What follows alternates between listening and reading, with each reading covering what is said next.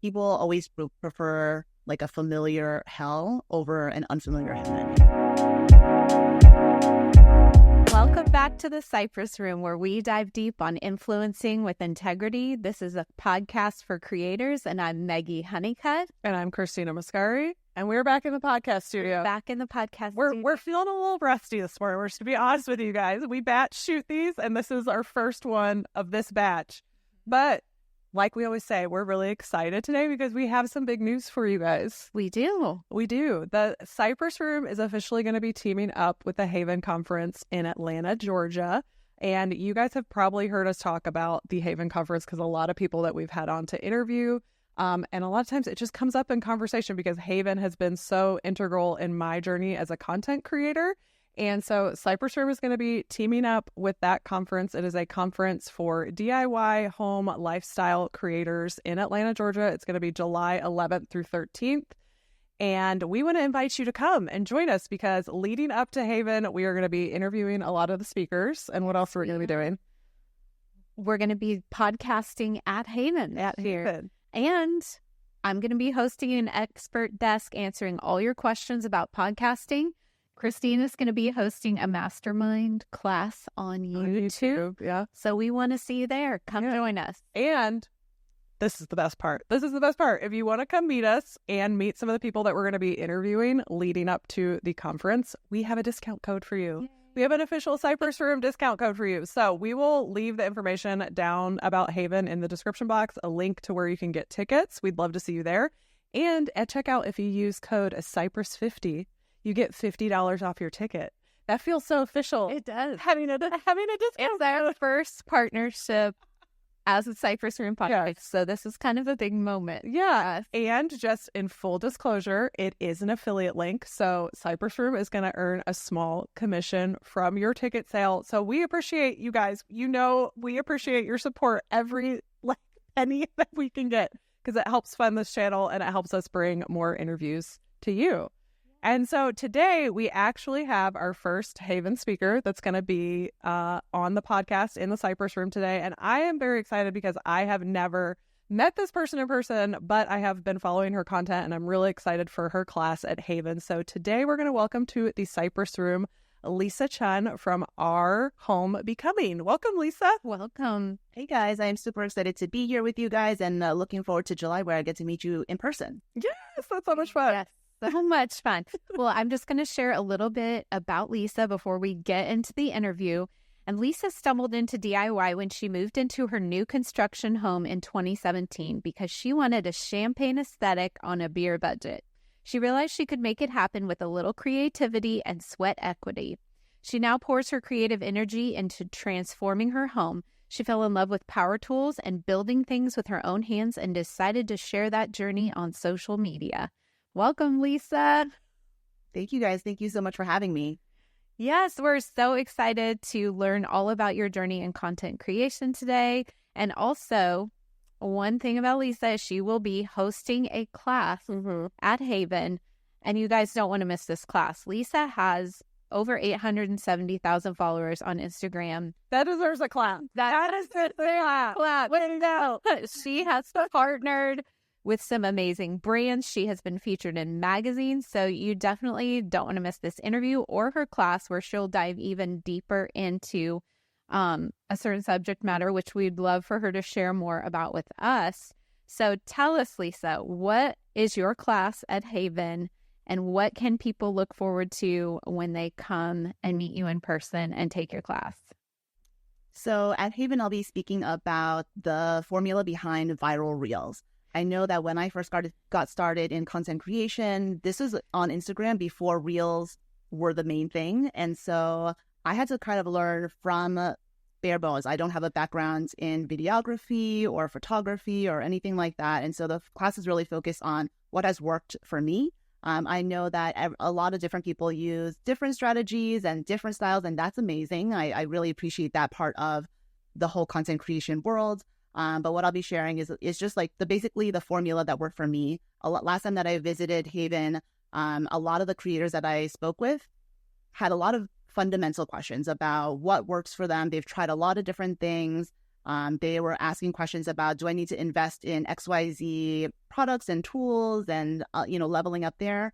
This is really going to be focused. I shoot all of my content just using my iPhone.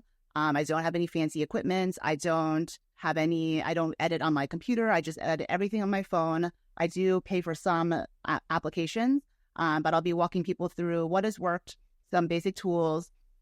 And I think I always say that going viral should never be the goal. And so trying to talk about like kind of an overall content strategy, going viral is just something that's kind of like icing on the top. There's nothing that you can really do to make that happen. But I've been really fortunate in that a lot of the growth that I've experienced over the past several years has been because of viral growth. I know that about 2 years ago, when a lot of people were doing about me videos, that's back then I was sharing my content on Instagram kind of just as a hobby. I had a full-time job in education. I had probably about 25,000 followers at the time. And, I was putting out content pretty regularly. I wasn't trying to like go crazy. I never intended for this to be my full-time business. It wasn't a goal of mine. I just had a lot of fun doing it.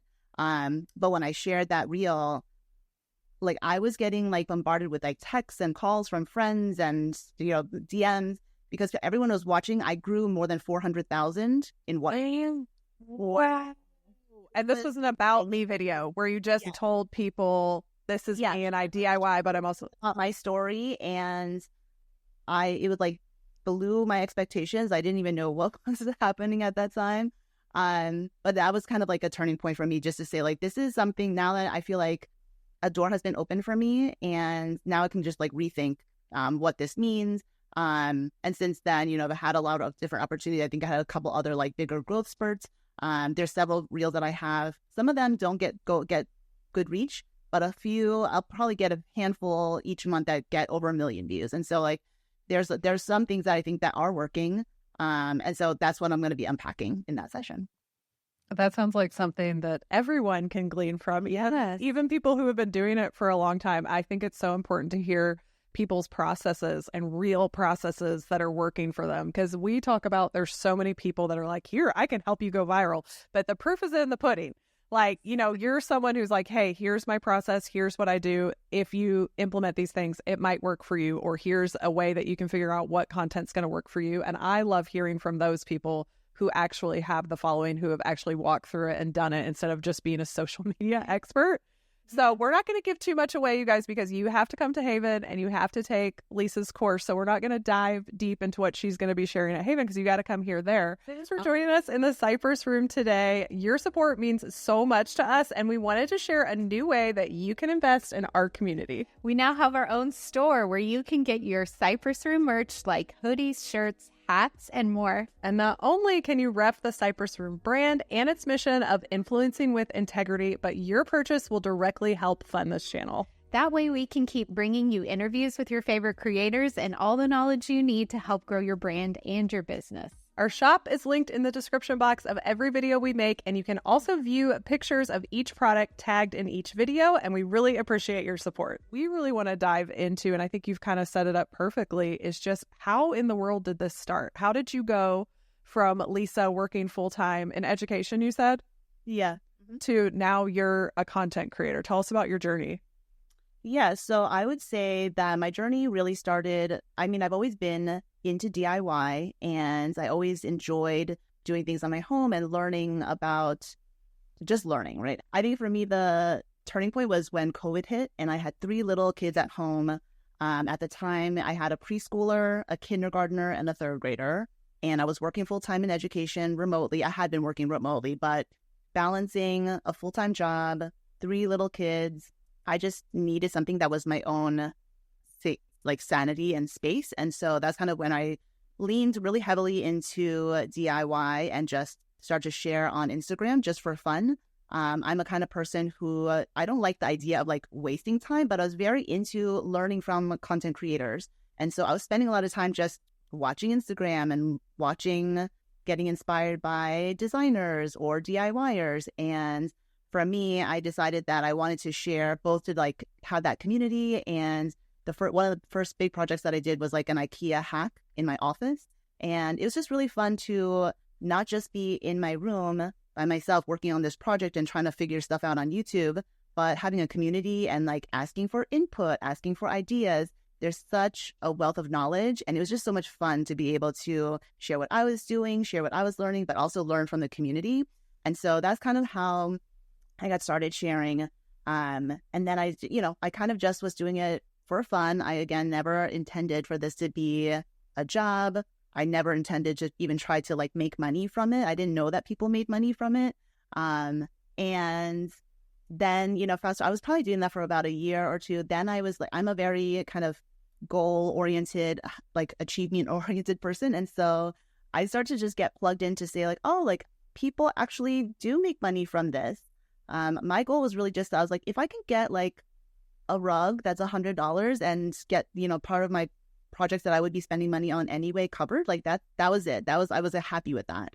But then I went to Haven, and that's when I got to meet a lot of the people that I had loosely known virtually, but I met them in person. And it was just such a powerful experience to see people who were doing this full time, building businesses from it.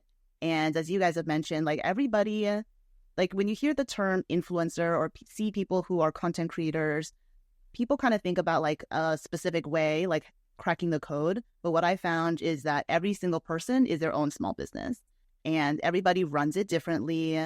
Their revenue streams are different. Their strengths, everything, everybody runs it really differently. But it just gave me the opportunity to see this as a business and see this as an opportunity to make something different. And I got to flex both that creative muscle, but then, in my background, I went to business school many years ago. And so I got to flex that kind of entrepreneurial side to explore what do I want to make of this? And then I think coupled with the growth that I've experienced over the past couple of years, it's just opened up a lot of doors. Wow. So when you got back from Haven and decided that this could be a business and you wanted to make money from it, what were those steps that you took at that point to make it a business and to monetize it? Can you talk a little bit about that? Yeah, so I would say like probably right after Haven, I was still a pretty small account. I forget exactly how many. I was probably under 25,000 followers at the time. At Haven, I met the Home Depot team. I think I started to want to pitch brands more. And so before, I kind of was just sitting back. I think I had a few very small brands reach out to me, and I was like, oh, great. Like I got a candle for free. Like a small thing. But I just never did any outreach. And so I think that was probably the first step to say like, okay, like if I'm going to do my mudroom, maybe I can reach out to a paint company, or I can reach out to a rug company and just try to like just practice that pitching skill. That was like, I would just like send a DM to the brands, or if I would also kind of observe who, which other influencers were working with which brands. Because then you kind of get a sense of like, okay, like these brands want to work with influencers and they want to sponsor projects. And it was hard to tell like who's going to sponsor a product versus a paid collaboration. But I think my first foray into it was really focused on just product. And then I built like a media kit, I was like, okay, let me try to see, like everyone's telling me like we need to like ask for payment. Like this is also kind of like hurting the whole like creator economy if everyone's just accepting free product. And I was like, okay, like I get that. Like I should be asking for payment if I'm putting in so many hours, all this time into this, I wanted to produce quality content. So that's when I started to say like, okay, let me like learn and try to benchmark like people of my following and engagement, et cetera. Like what are people charging? And let me just start to pitch with that. And so it kind of like just kind of went step by step. Well, so what was the role? Was community a part of that? Or did you, after Haven, did you have a community of creators that you could go to and get feedback from or ask those questions? Like what was the role of community in growing your business? Yeah, so I would say, there were some people that I was friendly with prior to going to Haven. And then it's just different when you meet people in person. You have a lot of like downtime in between sessions just to like chat and like be real, and you can be a little bit more direct to say like, so really, like, how much did you make last year? Like, if you're just chatting with someone online, and you might be friends with them, but it's just like a different kind of relationship. And so I think I did a little bit of both. There are some people that I already knew prior to Haven and I was friendly with. And some people are very open. And so I think I'm very lucky that I have like a crew of, we kind of like, they're a little bit more open to sharing everything. So like whether it's like brand partnerships or revenue or like those kinds of things, I think that for me, as a business owner, like it's really important for me to be able, like I want to do that with other people. And then it's kind of been reciprocated. I love that. And I think I've seen that too. Just I feel like it's a change in the industry because we finally learned that it's not boasting, it's not bragging, it's not like, oh, I'm so scared that they're making more than me, or I'm not making enough, or I'm not asking enough. It's like if you don't get those things out, then nobody knows. And it's like we are bolstering each other up, and we're actually supporting each other, and we're actually helping the industry as a whole by sharing information that you normally feel like you should keep to yourself, because it helps everybody know how to navigate this space, because there's really just no handbook for it. And people aren't going to go on the internet and be like, I made this much and this is how much you can charge for, so to be able to have those conversations in person, like you're saying, is so important. And I know it's helped me over the past year. And so now I'm more comfortable sharing with people because I know how much it helped me, and I want to help others on this journey. So I love that you shared that. Yeah, absolutely. And I think that because the community is primarily women, it's also so empowering, right? Because it's like we are able to share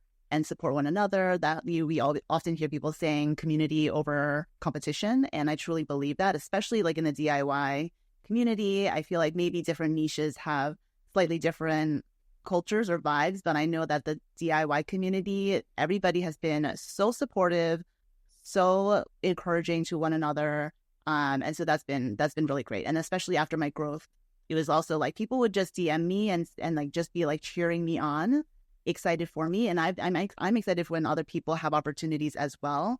But it was also like, oh, now I need to know, like I need to like shift my like benchmarking, and so people were also just like open to just sharing, also at different levels too. So you shared, this was just a hobby for you at first. I think that's how a lot of people start out. They don't start with a business plan thinking I'm going to make money. They just have a passion and share it. So when did it transition for you from, oh, here's this thing that I'm doing on the side, to I'm going to transition to being a full-time creator and leave my full-time job that I have?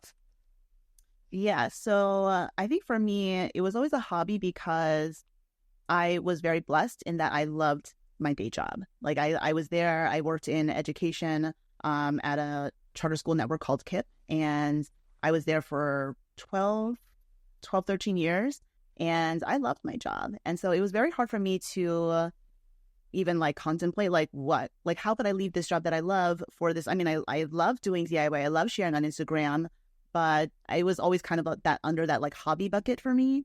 But I think that that because I had been in my job for so many years, I think there was something inside me that was just like yearning for something new. And so I actually did like a transition. I did Fridays off from my job. So I went down to 80% time. And so it kind of allowed me to have a slower transition. It was also, I think also for me, I wasn't quite ready like financially to just like dive like 2 feet in. And so I think I had one longer term collaboration with a brand, and that was like the first one of those that I got, and it kind of offset the like salary that I would have lost. And so for me, I was like, okay, this is like low risk. I can just like dabble into this. I did that for a little while. And that was actually harder because I kind of still felt like when you do an 80% job, you still kind of are doing a 100% job, but you're just crunching into a shorter amount of time. And so it took a few months to just like kind of like get my feet settled under me with that new 80-20 setup. Then I think then my organization kind of went through another change, and I was either going to have to kind of like double down and like fully commit to this job, or maybe it was like a good opportunity to like scale back. And at that time, like revenue wise, it was almost I was making almost as much in my like 20% time on my content creation side as I was in my full-time job. And so I think I just made that tough decision to transition out of my role and then focus on this full-time. And again, it was like when I was transitioning, I remember thinking about this quote that I heard, which was like, people always prefer like a familiar hell over an unfamiliar heaven. Oh, wow. Wait, we got to slow down. I want you to say that one more time because I need to process it. And I think I'm like, you are seeing to process it. It's something. No, you are. I want you to say it again, though. A familiar hell over an unfamiliar heaven. And again, like I love my job. I don't know shade at all. Like in case anyone, like it was not hell by any means. But I think that people are so resistant to the idea of change because it's just uncertain. It's unfamiliar. But like meanwhile, the thing that you've got, you know it in and out. You know the good, you know the bad. You probably are pretty good at it. And it's just sometimes hard to make that leap. And that's kind of where I felt where I was so like at that point, I was like, I can do this job pretty much blindfolded now because I've done it for so long. I just wasn't feeling like I was being challenged enough. And then when I decided to take that leap, it's always like been like different chapters of my life have unfolded in that way where when I take a leap of faith, it's like I wasn't sure that this is going to work out the way that I would want to. But it's been so much better than I could have imagined. And so for me, like once I took that leap to go full time, that was last July. It took a little while, again, like a few months of like transition, trying to like, I was like, I'm a very like calendar driven person. I like to be very regimented out. That's why I was able to do so much and like balancing kind of these two jobs. But when I like went full time, I'm like, oh, I'm responsible for filling and structuring my own calendar. I was like, my Monday through Friday is blank. So that was like a little bit of a challenge for me. And so I had to learn a lot of like, what are the systems that I need to build in my own business to keep myself accountable? And then as I'm scaling, like right now, I'm in a place where I really am like maxed out as a one-person team. I had an assistant for a little while, but I'm looking for an assistant. I'm trying to find different ways to outsource and scale a little bit more because I've kind of reached that point where I cannot just be like a one-person show anymore. Yeah. Well, I want to dive a little bit into that because I always love to hear about how people spend their time, how they strategize, how they plan content and structure their days to keep. I know you have a family too, so tell us a little bit more about that. How do you plan content and projects and not let it be a 24/7 type of a thing? Yeah, so I mean, it's a great question. I think a lot of times, like people ask me, they're like, "Well, what do your days look like? Like, do you feel like you're working more? Do you feel like you're working less?" I'm like, well, I think most like small business owners might say that it's like a 24/7 kind of job. Like it just it does feel that way. I am creating content, sharing content 7 days a week. I don't take a day off really. But if there is a day where, like a couple of weeks ago was like my wedding anniversary, my husband and I wanted to go take a day off and go to the spa. Like I took the day off and it's totally fine. I mean, I happen to share, but it's like not like time consuming or anything like that. And so it's like both, there's a lot of flexibility, but then I think for me, I think what helps to kind of like provide some anchors are the deadlines for like brand collaborations. And so that kind of like will be the mile markers. And then in between, I have a lot of flexibility. Sometimes like there's something that is just like in the moment that I have an idea that I want to share. The lighting happens to be good that day, and I will just do it. Like the other day, I like had bought, I share a lot of like Amazon affiliate products. And so I have like a whole closet full of products that are not unboxed yet. And I think I eventually want to get to a place where I'm going to like batch, kind of like what you guys do with the product. Like I want to batch just like film. But sometimes it just doesn't happen that way. A lot of what I do is a little bit more organic. I'm like, okay, I'm going to make meatballs for dinner for my family. And I got this product to like make meatballs. I'm going to just like film and record it. And so it just like probably like half the products that I share are just kind of like, I need to use this in my like life because I need to like clean my house. I need to make dinner. I need to do something anyway. I'm just going to film it. And then like, you know, after the kiddos go to bed or something, I'll just like do some editing, things like that. I love that because I've noticed that in your content and it feels organic. Like I noticed that you do share a lot of products and a little things that are, you know, more lifestyle. And I think that's the future of where this is going, because I think everybody used to be like niche. And it's like somebody only wants to watch you do a DIY project so many times. And then it's like, okay, like what else do you have to offer me? And so I love that you're just incorporating things that you're using in your normal life because it feels authentic. It feels organic. And I think you're doing a good job of sharing it. And so your content just looks kind of different and it's infused in there very well. And I kind of want to dig into that a little deeper because I've been looking for representation since the beginning of the year because it's just something I need to take off my plate for pitching. I just don't have time to do it. And I was told recently by an agent, like, are you a link girly or are you still doing DIYs? And I'm like, well, why can't I be both? And to me, you're an example. And I say link girly, just that's what people refer to it as when you're sharing links, when you're sharing products, but you're also sharing DIY projects. And to me, you're someone who's doing that and integrating that really well. Was that a conscious decision or did that just happen organically as you're like, well, I'm doing this, so I'm just going to film it? I mean, I think it's a good question. I think the DIY side, I think I've kind of evolved. Also, like I'm like 41 years old. Like I think like the hardcore DIY, like I love it. And I noticed like now, like we did our kitchen, like we did shiplap on our ceiling. Afterwards, like my husband and I'm like, I'm so physically sore. Like, I don't know if I can hardcore for like 5-10 more years. Like, it's just like, I don't know if my body can take it, right? So like, you know, I still love it. I still do a ton of like big projects, but I cannot do that 24/7. And it's also not what I wanted to build my brand around, right? Because I think a lot of it is like what I wanted to do when I first moved into this home was we just bought a big home. And then so like we had very little budget to like make it pretty. And so, you know, I think that's kind of the natural evolution of a person's life where, you know, whether it's your first home or your second home or whatever it is, but you kind of evolve. In the beginning, it was like very heavily focused on budget friendly DIYs. Then I think once we settled in a little more and then my kiddos got a little bit older, I had less time to do DIYs. I also used to stay up super late. Like I would be painting at like 1 or 2 a.m. Like I cannot do that anymore either. And so it's kind of like, I don't know if I can do that.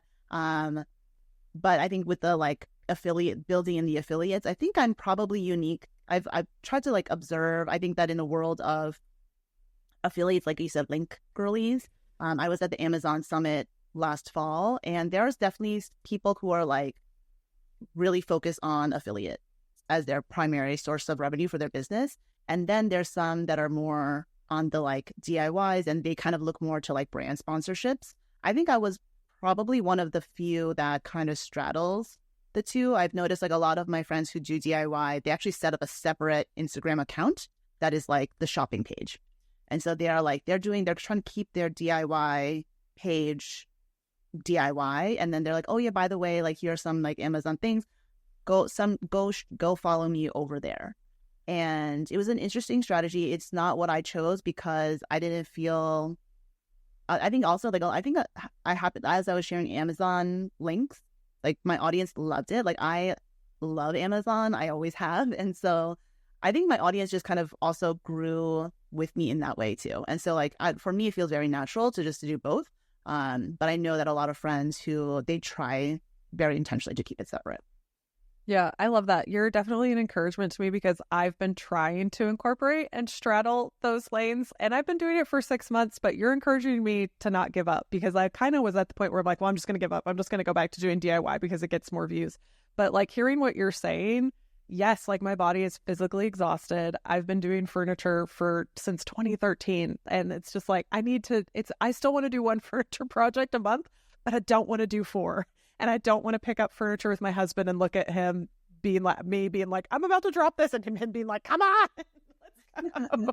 So I love just you sharing the story and the heart behind that. And it's a huge encouragement to me. So I just wanted to let you know that face to face. Yeah. And you're doing it really well. And so I think that's awesome that you're an example of someone who you don't have to have 2 separate accounts. And if 2 separate accounts works for you, great. But if you want to incorporate being able to share those products and things that you love around your home, and the fact that you love Amazon, I love Amazon too.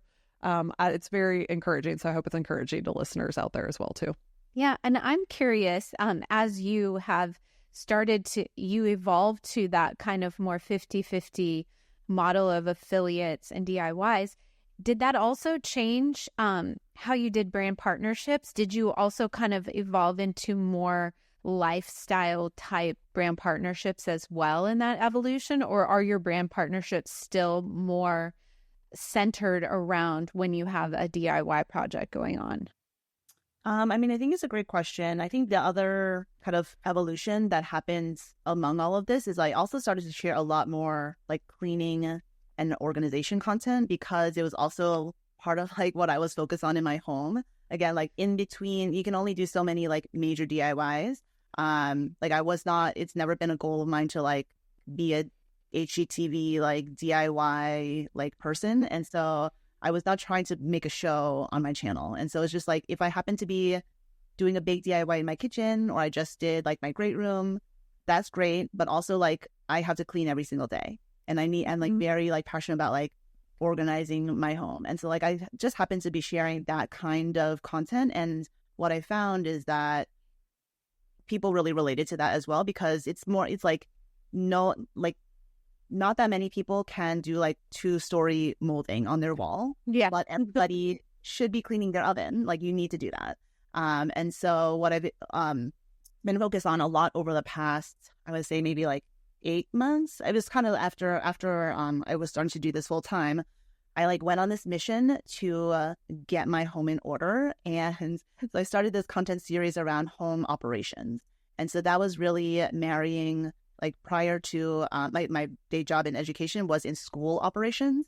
And so that is things like the arrival procedure, the like materials that teachers and students need to order, all the things that kind of like the operational backbone of how to run a school efficiently. And that was like my full-time job for more than 10 years,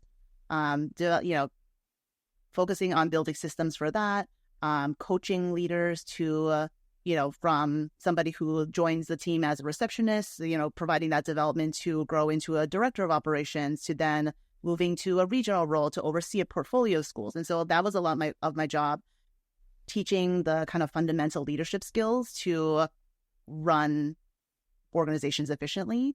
And then even though that was my day job, like in my home, what I found was like, I would do a DIY, I would stage it for like taking photos and things like that. And my husband would always know, he's like, oh, like, are you shooting the kitchen today? Because like there's a giant mess on the other side.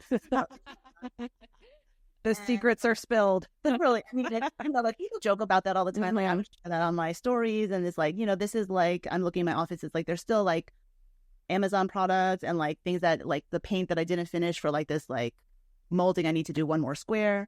But what I found was that there was like, I didn't like that like dissonance that I was living with, because I was sharing about like a beautifully staged home. And yet my reality was like, my kids are still little. It's still really messy. It's still very chaotic. And so I kind of set it out as my mission to fix this. Like I was like, I know that I had the skill set to do this. It just was never a priority because I had a full-time job. I was like running, burning candles at both ends.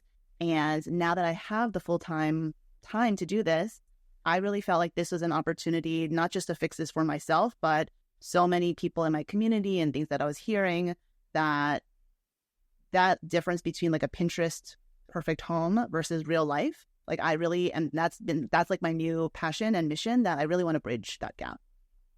That's beautiful. And I think that's your favorite type of content, isn't it? Yes.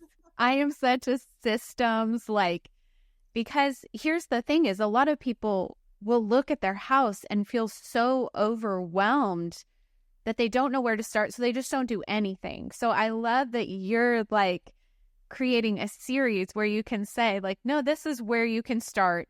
here's practical steps, because I think people get lost in just the feeling of being overwhelmed and not knowing, like, where do I start? What do I do? Like, this all just seems like too much. So we just, like you said, push it to the side of the picture and just focus on the part that looks manageable.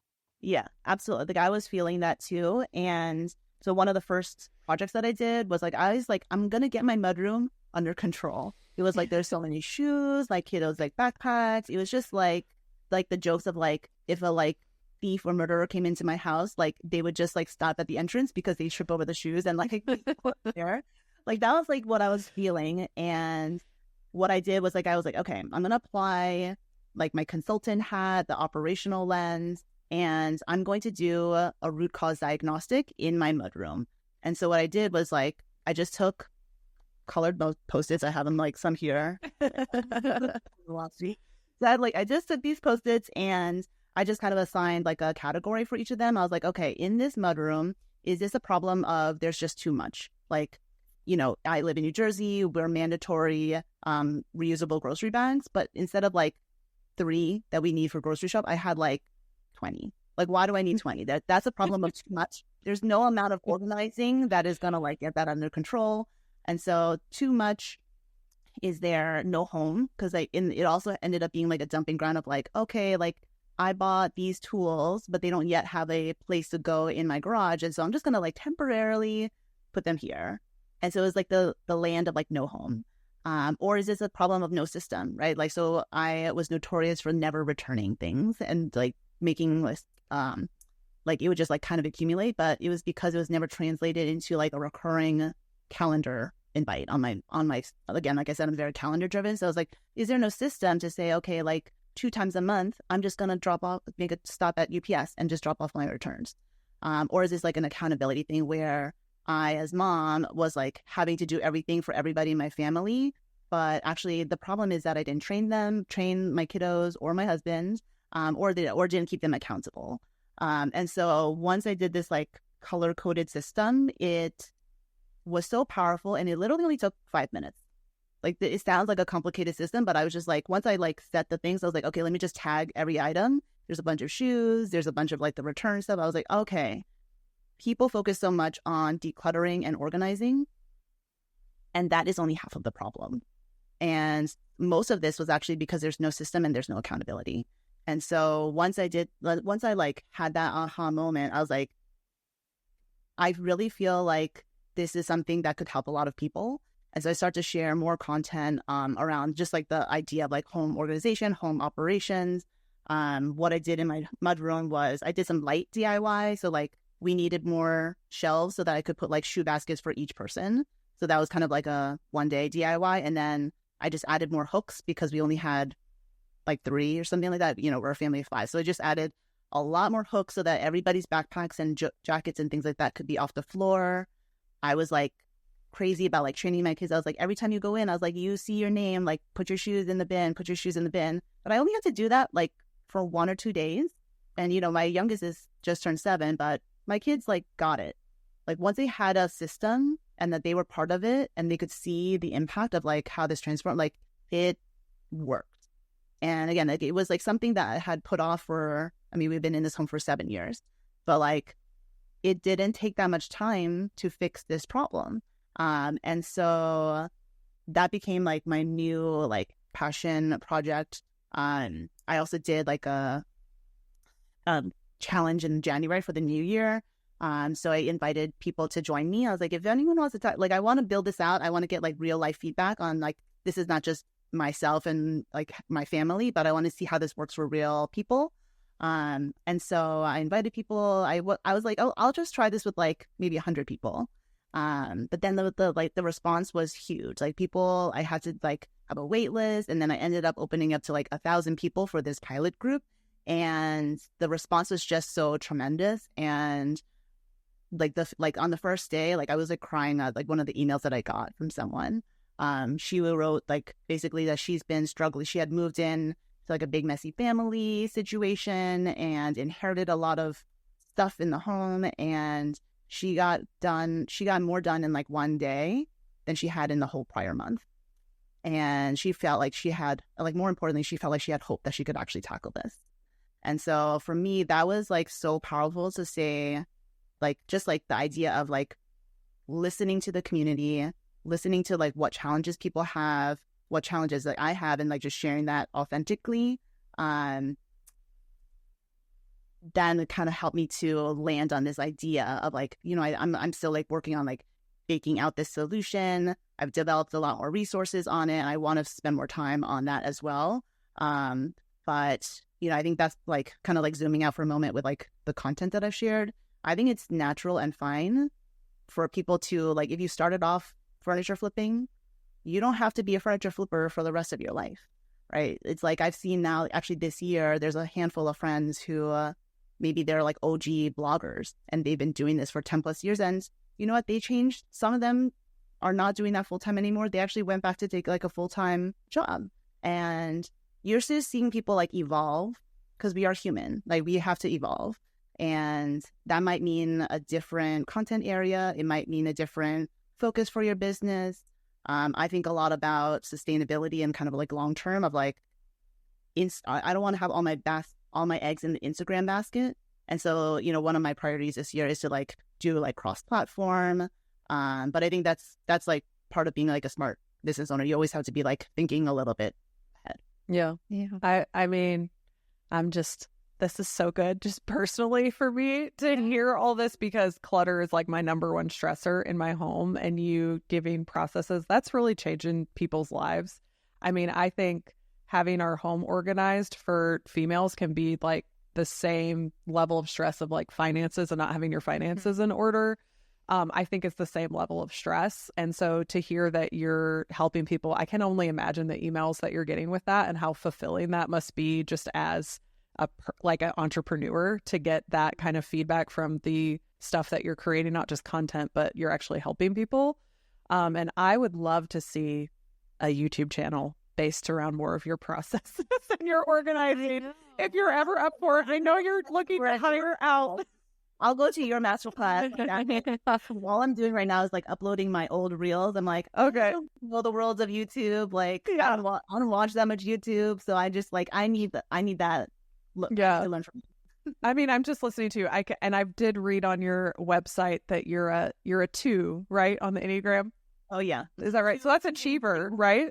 2 is helper, and then 3 is achiever. So I'm kind of like in the middle of those two. Okay, yeah. So I see that, like, I knew that going in. So I'm not psychic or anything, but I can just see you're just a hard worker. Yeah. And the thought you put behind your content. I think we see viral content and we're like, oh, they just were lucky or whatever. But it's the level of excellence you have. It's the thought process you go through. So these are all, I think, important things for people to hear. You can't just be like, well, I'm going to do whatever I want and I'm a content creator and yay.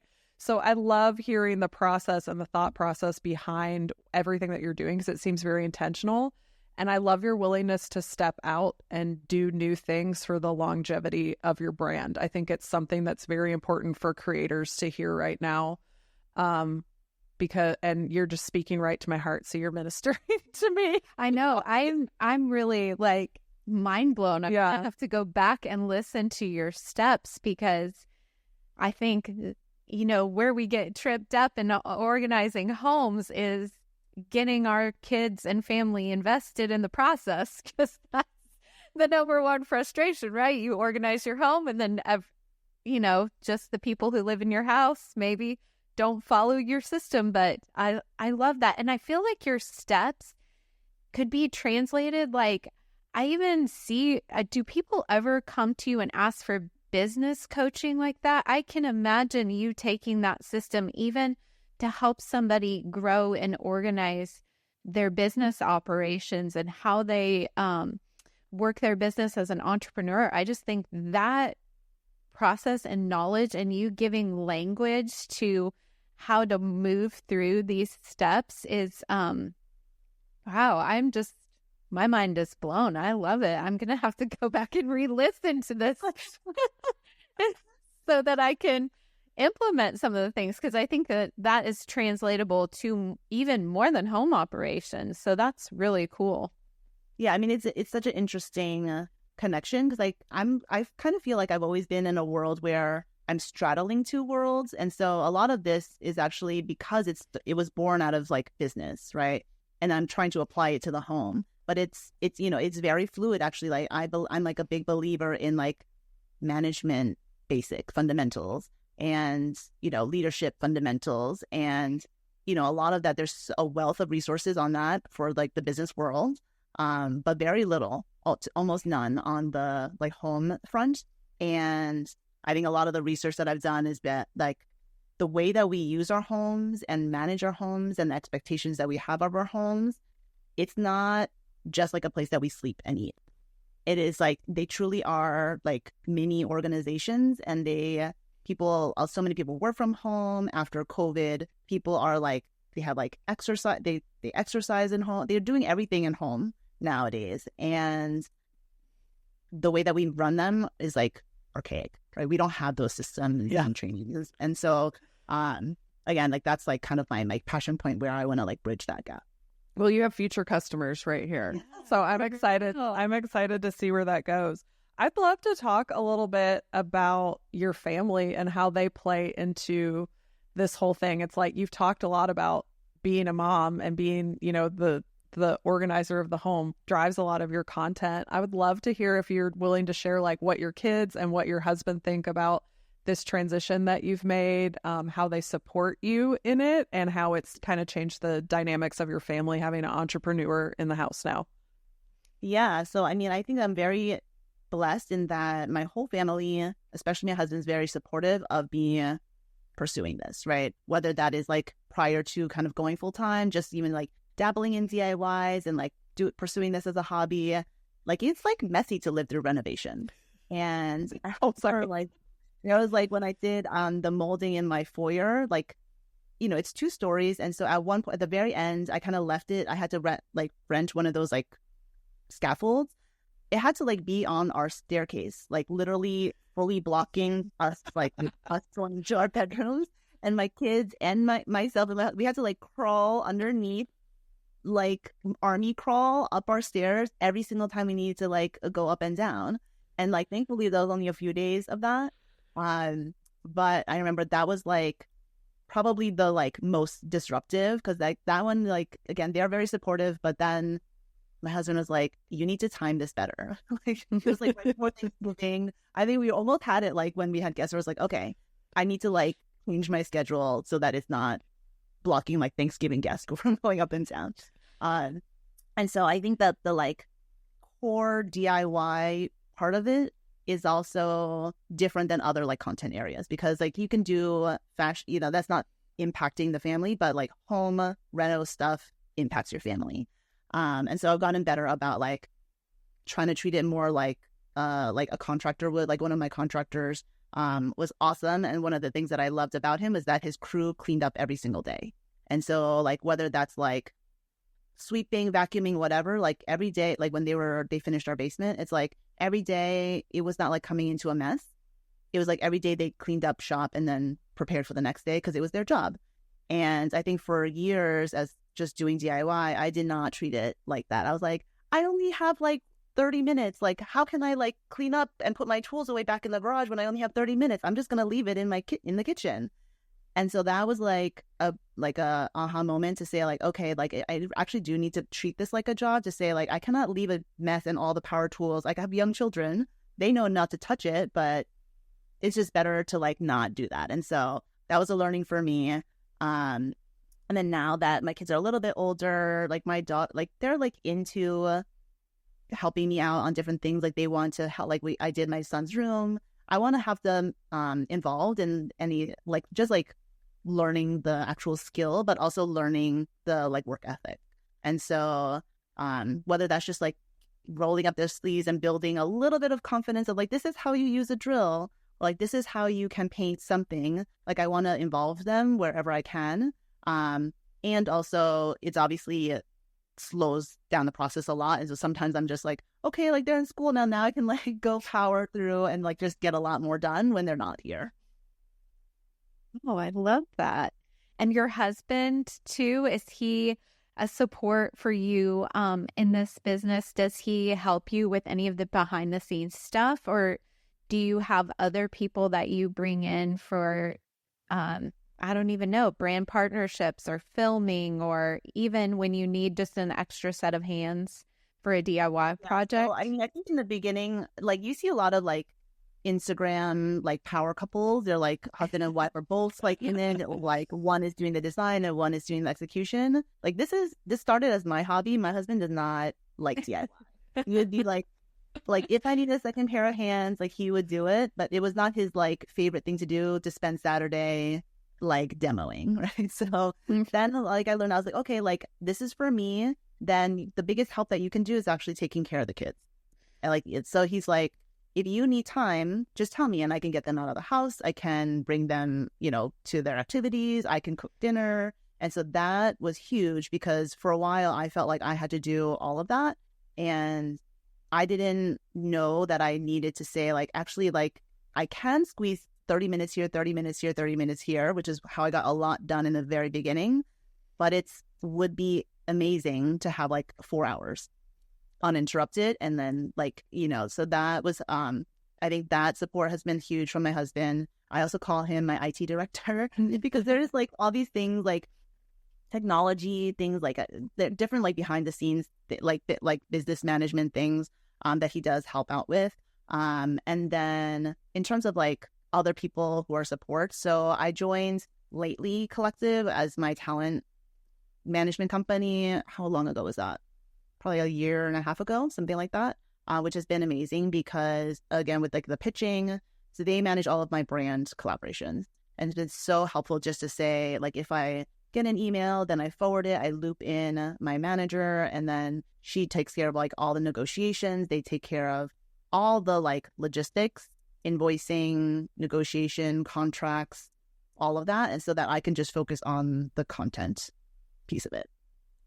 Well, piggybacking off of that, because I had that on my list of things that I wanted to ask you, Can you give us the percentage breakdown of what you're earning in terms of brand partnerships and then affiliates? Are they pretty equal, or is one stacked higher than the other? I think for last year, it was almost 50-50. Yeah. Okay. Yeah, well, so again, you're straddling and you're making it work. That's good to hear. Yeah, I think that's I like when I talk to other friends, most of them are really much heavier on either on the brand collaboration side, or like heavy on affiliates. And so I actually don't know anybody who's got the mix that I do. Yeah. So, I mean, this is another class for you to teach at Haven or somewhere else, I think, because I definitely think this is the future, because when you lean so heavy on one or the other, you're at a disadvantage, right? Because if Amazon decides to change their program and you have all your eggs in the affiliate basket, your money could be cut in half. If you're all brand partnerships, it could, be an economy thing and the budgets tighten up over there. So then that money disappears, So I love that you are straddling and diversifying, because it kind of gives you a little bit of a safety net. If one is up or down, you have the other one that has still a pretty big chunk, so that you're not, like you said, having all your eggs in one basket. This, I think, is really smart. And I think it's the future of where things are going, because in brand partnerships, they want to see that you can actually sell things. But at the same time, some brands are turned off by the fact that you're saying shop or link and comment. And I'm like, oh my goodness, I can't. So what do you want? What do you want? It's that Jennifer Lawrence name from what do you mean? What do you mean? Yeah, like going back to like what I was saying before, like about like every person is kind of like their own model of small bit. Like it's like kind of like you have to also go with what feels natural to you. Mm-hmm. Like I think some people love brand collabs. Like I have friends who like don't like linking. And they're like, they might be doing some affiliate just to get kind of like they're in the Amazon program or whatever. And they just do the bare minimum, but they don't like sharing it. It does bring down like story views. It's almost like competing analytics. Mm-hmm. And so like when you share a link, it does detract from your overall analytics and your attractiveness to brands. And so for me, it's like fine, because I enjoy it. Like I love doing both. And so I wouldn't want to prioritize one over the other for now.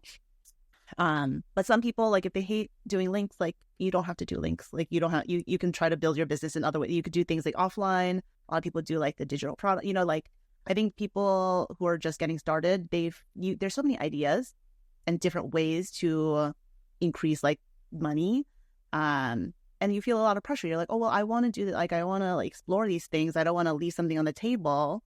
But it was, I think for me, I think one of like the top advice that I got, like when I was just starting out, was like, you cannot do it all. Like, just concentrate on like one or two things, do it really well. And then you can kind of go from there, see what you want to do. Like, now I want to do more on my blog. I want to do more cross-channel content. There's different things, but I think if you're just starting out, especially if you're not doing it full time, it is impossible to do it well. And I'm always a big believer in doing things with excellence, so that, you know, if you're building a foundation, you want it to be built on excellence. Otherwise, like, everything that you're building is just kind of like, you're not doing anything well.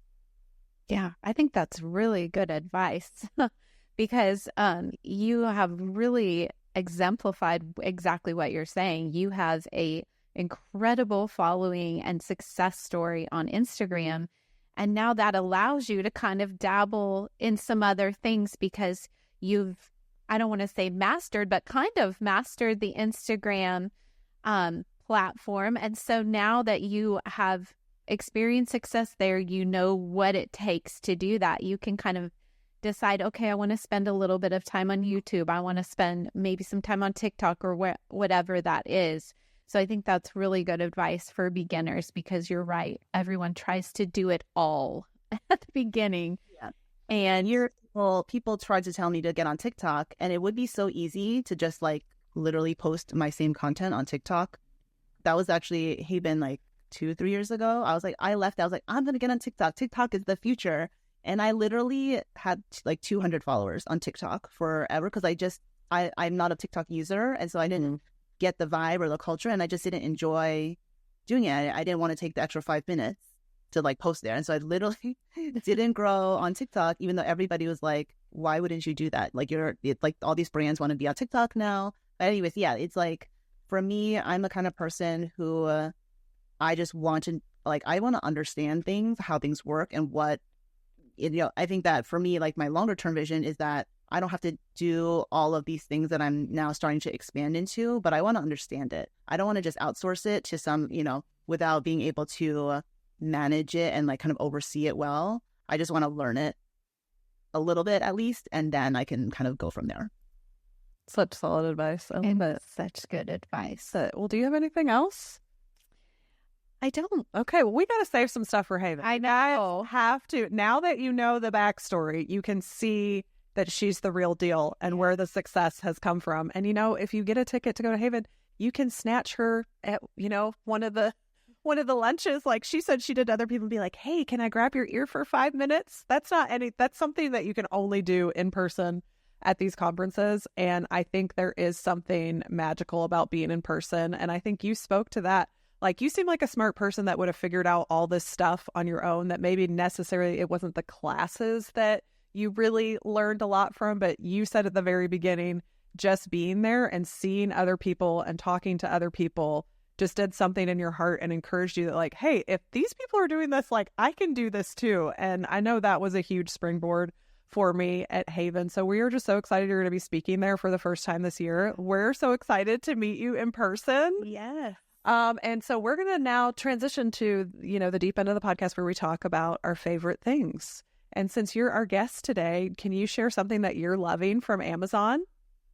There's so many things that I love from Amazon, but one thing I was like glancing down, and this is not one of those things where you're like looking around the room to find an answer. I was like, what's something that I like genuinely truly love? And I got these slippers. I'll show you these slippers, which are like, I wear house slippers, but these are like memory foam and like so cute. Oh, they're cute. Oh, they're cute. They're like so cute. Now my tween daughter also wants to get like a matching pair, and so I think we'll do like a little mommy daughter. Oh, that's fun. How close are you guys in shoe size right now, you and your daughter? That's a good question. She's not quite my size yet, but okay. My daughter is like so close. We just bought her shoes this weekend, and I think we got her a 7, and I'm at 8.5, and she's like, "Oh, Mom, I'm so close." I'm like, I'm kind of scared, but I'm kind of excited at the same time. I know. Oh gosh, my daughter's very close too. And this is so funny because the thing that I want to share is shoes, because I never buy shoes, you guys, and I'm going to do a little split here to see if you can see them. But I am old and I can't wear heels. I'm going to show a better picture up there because I can't get you the best angle. But I got these like Steve Madden like platform sandals. And so they give me a little bit of a lift, but it is not a heel, so I can wear them. And what's super funny is that I was influenced to buy these by She Gave It a Go. My friend Brent we were at the HGTV Smart Home together, and I was like, I love those. I want to get those. I come to church on Sunday, and Meggie literally has these shoes on in a different, like a little bit of a different style. But mine are, what do you call this? You know, raffia. So it's like really natural. It's going to go with a lot of things, and they're super comfortable, and I think they're really cute. And Meggie has a pair too, but hers are a little bit different. I do. And they're under $100, which like I'm not paying $500 for shoes. I don't buy shoes a lot, so they have to be affordable when I buy them. Yeah, it's embarrassing how much that actually happens. We buy the same thing. We buy the same thing. I'm just going to share my Amazon earrings again because I was just thinking as I put them on today and every single other day, my little huggy hoops that I wear every single day. Oh yeah, the ones that look like a chain link. Yes. Yeah. They're from Amazon. I wear them every day. I think they're under $15 most of the time. And I have had them for a year and they have not turned my ears green. They have not turned green. It's like I have more expensive earrings that have not lasted and looked as good for as long as my Amazon earrings. So they are my absolute favorite. Cool. Yeah. So we'll link all that stuff down in the description box. As always, the best way to support Cypress Room is by shopping our Amazon, storefront. Shameless plug. We have to get paid to be making these podcasts. Yeah. All this stuff costs money. But yeah, anything else? No, I think that's it. Thank you, Lisa, for coming on our podcast. I think our audience is going to learn so much and hopefully be inspired to come meet you at Haven and take your class. Thank you so much, ladies. This is so fun. And I look forward to seeing you in person. We will be back with another podcast soon. So we'll see you next time at Cypress Room.